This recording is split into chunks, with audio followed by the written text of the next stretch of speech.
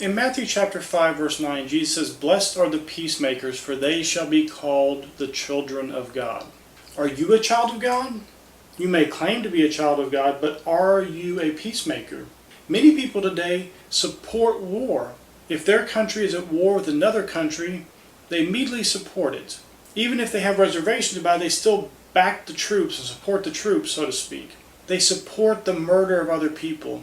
They don't follow peace. They follow war. They follow murder.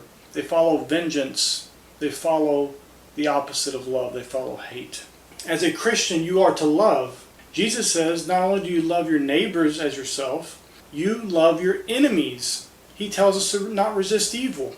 He tells us to walk in love. He also says in Luke chapter 6, verse 46, "And why call ye me Lord, Lord, and do not the things which I say?" He commands us to love our enemies. And you choose war and support of your country over loving Jesus Christ and obeying Him and doing what He says. You shouldn't support any war. You shouldn't support any act of violence against another person in any situation. We support love. We walk in love. We do good unto all men, especially those of the household of faith, as Galatians chapter 6, verse 10 says. We walk in love. The Spirit of God is not going to lead you into supporting war and violence and evil. He is going to lead you into walking in love. When you have the love of God shed abroad in your heart, you can't turn a blind eye just because people in other countries who are not yours, or your country has declared them to be your enemies, when they die.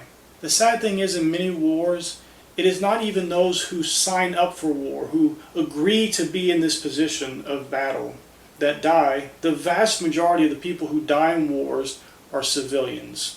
If you can look at that and have no problem with it and say, well, it's just collateral damage, you, my brothers and sisters, need to repent. You need the love of God shed abroad in your heart.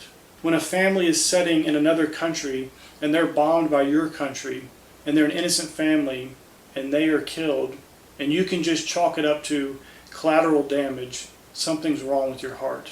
Your heart should be broken for the innocent family sitting down at a meal and they are killed for no other reason than the country they live in, the country they happen to be in.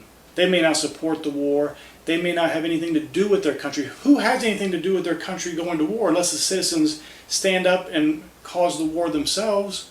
Most people do not have anything to do with the war. They don't have any say in it. How can you support the murder of people? My brothers and sisters, we have to have love in our hearts. If you can support these kind of things, the love of God is not in your heart. The love of the Father is not in you. I urge you today to examine your heart. Is the love of God in your heart? Or do you turn a calloused, blind eye to the brutality going on in this world? I'm not saying you support one country over another. I'm saying you do not support war at all. You're a peacemaker. You walk in love. You love your fellow man. You love even your enemy. Do what Jesus said to do. Love Him and obey Him.